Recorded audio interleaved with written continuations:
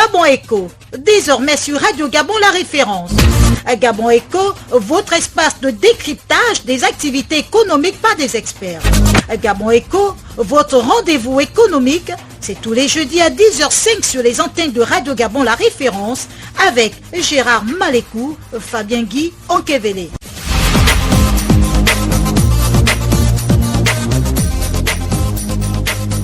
Bonjour auditeurs de Radio Gabon, bonjour fidèles auditeurs de Gabon Echo. Le monde traverse des moments sans précédent, la pandémie d'une telle ampleur et sur une telle échelle mondiale touche chaque personne, ce qui conduit des pays du monde entier à augmenter leurs ressources pour réduire les répercussions massives provoquées par le Covid-19. Cette crise a un impact sur les systèmes alimentaires sous-régionaux, perturbe les chaînes de valeurs agricoles régionales et pose des risques pour la sécurité alimentaire des ménages. La pandémie du Covid-19 a plongé le monde en situation de crise avec les gouvernements prenant des actions exceptionnelles et imposant des restrictions de mouvements sans précédent et élaborant des plans pour débloquer des fonds publics afin de lutter contre la menace posée par le nouveau coronavirus qui ne connaît pas de frontières. Pour mener à bien cette lutte, il est primordial de mettre en place des plans cohérents et solides pour les systèmes alimentaires. Les pays en développement et l'Afrique sont particulièrement menacés, d'une part parce que la maladie peut entraîner une réduction de la force de travail et porter préjudice à des formes de production nécessitant beaucoup de main-d'œuvre comme l'agriculture, et de l'autre parce que la plupart des pays traversent une crise alimentaire et se trouvent en Afrique subsaharienne. Et dans le cadre des rendez-vous hebdomadaires avec la rédaction de Radio Gabon, l'émission Gabon Echo reçoit cette semaine M. Elder Mouteya, coordonnateur du bureau sous-régional de la FAO pour l'Afrique centrale. M. Elder Mouteya, bonjour et soyez la bienvenue sur les ondes de Radio Gabon. Bonjour à tous.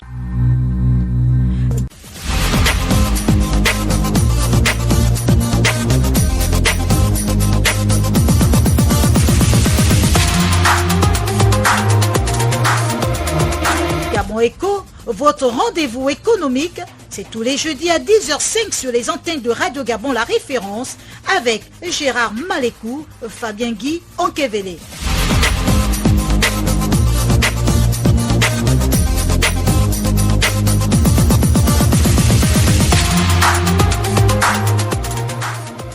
La propagation du coronavirus impacte négativement l'économie mondiale, y compris celle de la sous-région. Quels sont les effets néfastes de cette pandémie sur la sécurité alimentaire et nutritionnelle? Oui, c'est vrai. Cette pandémie a un impact sur le système alimentaire en général. Elle affecte l'environnement, l'économie et la vie sociale. Plus précisément, elle affecte la sécurité alimentaire dans ces quatre piliers, notamment la disponibilité de la nourriture, l'accès à la nourriture, la stabilité et l'utilisation de la nourriture. La disponibilité est un point sensible. Les mesures de confinement et de distanciation sociale interfèrent directement dans les différentes étapes de la chaîne de valeur alimentaire, pour la production, le transport, la distribution et la commercialisation. Il y a des producteurs qui ne peuvent pas travailler parce qu'ils sont malades ou prennent soin d'une personne malade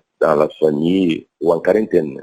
Il y a aussi une augmentation des gaspillages d'aliments sur le terrain car les opérateurs de commercialisation sont empêchés d'y aller. Ces mesures provoquent ou exacerbent également la pauvreté et le manque d'argent empêche de nombreuses personnes d'acheter les produits dont ils ont besoin. L'accès est également qu'il peut affecter car les prix des aliments augmentent. Et l'utilisation des aliments est affectée car la crise génère une sorte de pénurie des aliments pour constituer une alimentation diversifiée et équilibrée. Et le commerce international aussi impacte, là en effet, qui peut affecter l'économie car de nombreux transporteurs ont réduit les opérations. On peut noter ça dans l'économie mondiale. D'où la question, est-ce qu'il y a un risque d'une pénurie mondiale au regard de la lutte contre le coronavirus qui limite la production agricole mondiale chez les exportateurs? Oui, tout dépend de la façon dont cette pandémie se comportera dans l'avenir proche. Nous apprenons tous à faire face à cette menace mondiale totalement inconnue. Tout le monde, nous ne savons pas combien de temps durera la crise et combien de temps les mesures de distanciation et quarantaine seront nécessaires. Nous ne savons pas aussi quand un vaccin sera disponible. Nous ne savons pas comment les virus se comportent dans différents écosystèmes et saisons, et notamment ici en Afrique. Et pendant cet apprentissage, les systèmes alimentaires ne seront pas statiques. Ils vont essayer de s'adapter, c'est normal. Il est vrai que les systèmes alimentaires vont subir un choc, c'est inévitable. Mais la dimension du choc dépend de plusieurs facteurs. Donc, il est nécessaire de prendre des mesures urgentes et courageuses pour éviter que ce choc ne soit pas profond. Un point positif, c'est que les réserves alimentaires mondiales sont à un niveau acceptable. Rien de comparable à la crise qui s'est produite en 2008-2010. C'est-à-dire que si les bons investissements sont faits maintenant, non seulement pour combattre directement la maladie, mais aussi pour renforcer le système alimentaire, la situation alimentaire mondiale peut être normalisée, évitant une crise alimentaire généralisée. Vous avez parlé des facteurs et aujourd'hui, quelles sont les catégories de personnes dont la sécurité alimentaire et les moyens de subsistance sont les plus menacés par cette pandémie? D'une manière générale et du point de vue des systèmes alimentaires, les populations les plus pauvres, tant en milieu rural qu'urbain, sont menacées par les effets de la pandémie. Par exemple, les populations urbaines et périurbaines pauvres sont très dépendantes du marché pour se ravitailler. Elles vivent en situation de précarité constante et dépendent de ventes quotidiennes de leur main-d'œuvre. Elles pratiquent une alimentation peu diversifiée. Ils sont déjà un groupe vulnérable. Les groupes vulnérables comprennent aussi les personnes vivant en milieu rural et dépendant de production agricole, d'emplois saisonniers dans l'agriculture, la pêche ou encore l'élevage. S'ils tombent malades, infectés par le Covid-19 par exemple, ou se voient limités dans leurs mouvements ou activités, ils ne pourront pas se rendre sur les terres pour travailler, s'occuper de leurs animaux, aller pêcher ou accéder au marché pour vendre leurs produits, acheter de la nourriture, se procurer des semences ou encore de l'équipement pour travailler. Les ouvriers informels seront également durement touchés car les pertes d'emploi et de revenus, notamment au niveau de la récolte et de la transformation, sera quand même évident. Et si on parle de l'Afrique, par exemple, au mieux de l'Afrique centrale, en Afrique centrale, plus de 26%, soit environ 43 millions de personnes, sont en situation d'insécurité alimentaire. Et ça signifie qu'ils n'ont pas suffisamment d'apports caloriques pour une santé normale. Parmi ces personnes, plusieurs font face à une insécurité alimentaire grave et aiguë. Et ces souffrances liées à la faim tellement grave que leurs vies et les moyens d'existence sont directement menacés et que leur survie dépend d'une aide extérieure. Je ne parle pas seulement du Gabon. Il y a des pays où l'aide internationale est fondamentale pour la survie des gens. Ces personnes peuvent difficilement faire face à une nouvelle perturbation de leurs moyens d'existence ou à une restriction de leur accès à la nourriture du fait de la propagation du Covid-19.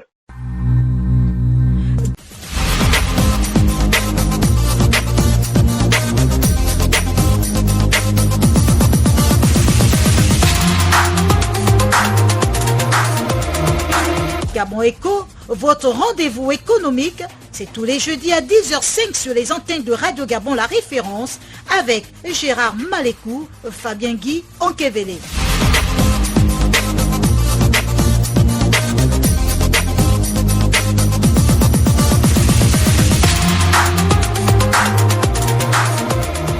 Je vous rappelle que Gabon Eco reçoit M.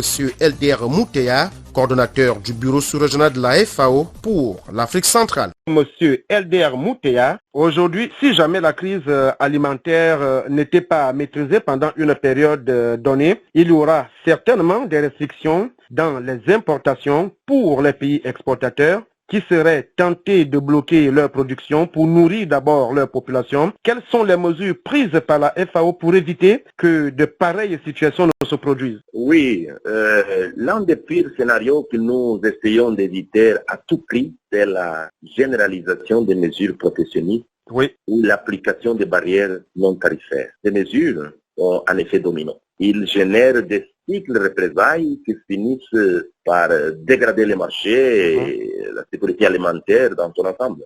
La FAO travaille en coordination avec les pays membres et avec des organisations multinationales opérant dans ces domaines pour vérifier comment normaliser la situation. Notre rôle est de contribuer avec des données statistiques, une analyse raisonnée des opportunités et des propositions politiques appropriées pour chaque situation spécifique. Mais par exemple, l'Organisation mondiale du commerce est l'une des organisations qui devait jouer un rôle clé dans la prévention de l'anarchie protectionniste. Bien sûr.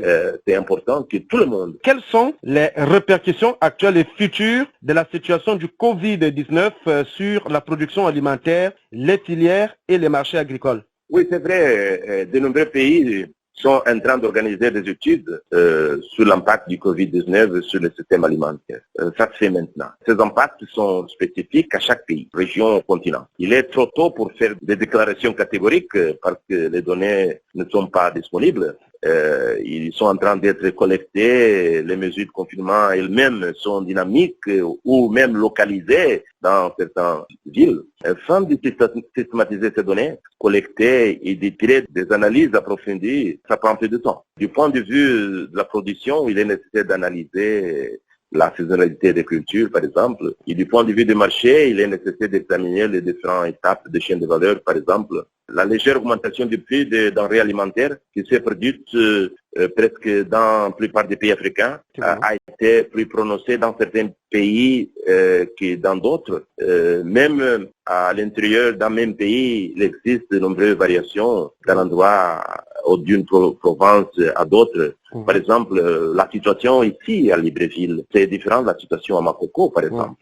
Il faut analyser ces données-là et vraiment prendre des mesures nécessaires et spécifiques à cette situation-là. Vous avez parlé par exemple le cas du Gabon et pour ce cas précis du Gabon qui importe l'essentiel de son alimentation, qu'est-ce qui pourrait se passer si le Gabon ne se ravitaille pas? Ça sera compliqué parce que on importe la majorité de nos produits. Oui, ça peut être compliqué, mais pour l'instant c'est difficile de prévoir la dynamique du système alimentaire, notamment ici au Gabon.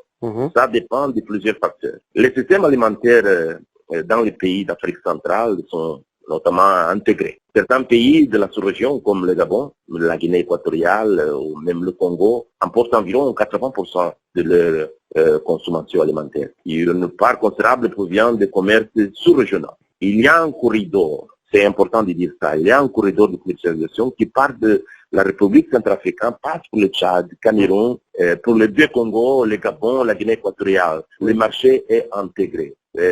Cela comprend le transport routier et plusieurs filières informelles, comme la transhumance pour la viande, par exemple. En ce moment, le gouvernement collabore pour maintenir cette colonne vertébrale active. Ça, c'est remarquable. Je vois que les gouvernements sont en contact pour garantir que cette colonne vertébrale fonctionne bien.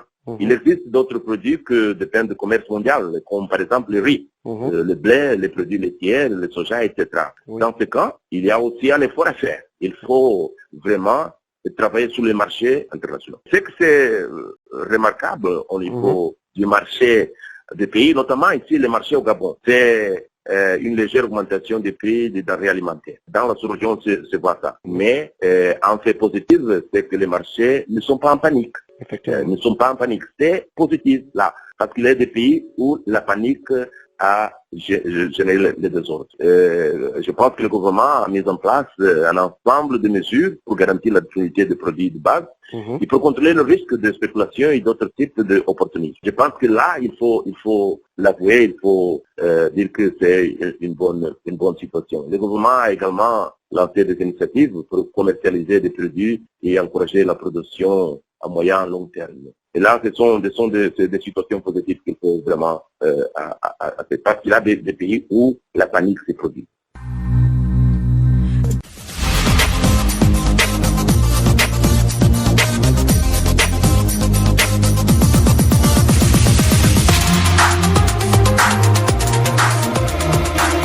Gabon Eco, votre rendez-vous économique, c'est tous les jeudis à 10h05 sur les antennes de Radio Gabon La Référence avec Gérard Malécou, Fabien Guy, Ankevele.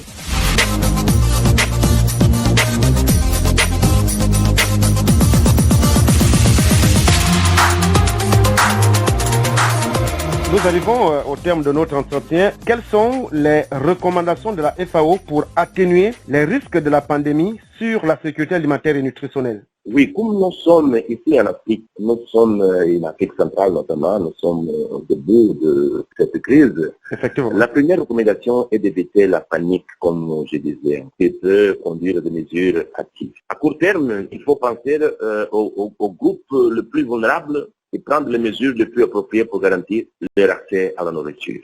Je parle de certaines mesures de protection sociale qui peuvent être nécessaires, assistance en denrées alimentaires, en soutien financier aux entrants pour la production de cultures à cycle court. Mais à moyen et long terme, il est nécessaire de réfléchir aux politiques structurelles, notamment d'accès à la terre, à l'eau, biotechnologie, notamment la technologie numérique pour inviter et encourager la jeunesse. Et aussi l'accès au marché et le crédit agricole. Le crédit agricole, c'est fondamental pour que l'agriculture fonctionne. Tous basés sur les avantages comparatifs et compétitifs de chaque pays ou localité. Mais nous savons que le Gabon est compétitif dans le secteur agricole. La terre est disponible, l'eau ne manque pas, et nous savons que les gens aiment travailler la terre. Nous pouvons nous tourner vers l'économie verte, mais au même temps l'économie bleue aussi, parce qu'on oublie qu'on a la mer, on a des ressources marines pour exploiter, de manière durable notamment, et créer de nouveaux emplois. La FAO favorise des politiques qui intègrent les jeunes et les femmes. C'est pour l'équilibre social et économique aussi, dans différentes chaînes de valeur alimentaire. Il est également nécessaire de penser sur l'utilisation des aliments, parce que il y a de bons aliments disponibles, notamment ici au Gabon.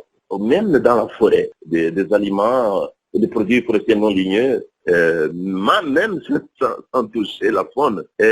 C'est possible de composer une alimentation équilibrée et saine basée sur les aliments disponibles localement. C'est important. C'est pas seulement les aliments importés qui ont la qualité en protéines, vitamines, minéraux. Il y a des aliments disponibles localement qui sont très, très riches. Ça, c'est important. Monsieur Elder Mouteya, pour votre mot de la fin, nous allons parler de l'actualité.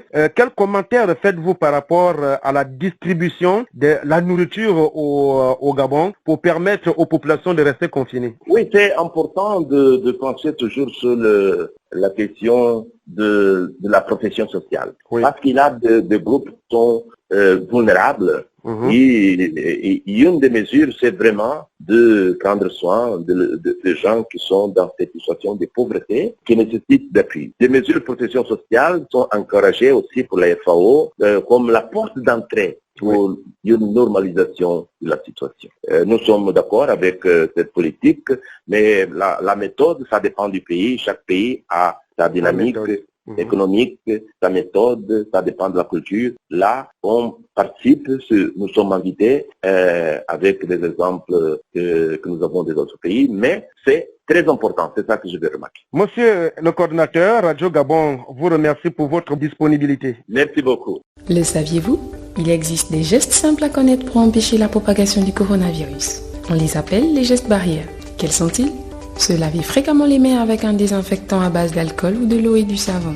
En cas de toux et d'éternuement, couvrez la bouche et le nez avec le coude fléchi ou un mouchoir. Jetez immédiatement le mouchoir et lavez-vous les mains. Évitez tout contact étroit avec une personne ayant de la fièvre et de la toux. Saluez sans se serrer la main. Évitez les embrassades. Nettoyez les objets et les surfaces souillées. Si vous présentez des symptômes de la grippe, fièvre, toux, éternuement, difficulté à respirer, ne vous rendez pas dans une structure sanitaire ou chez votre médecin traitant. Appelez le 1410.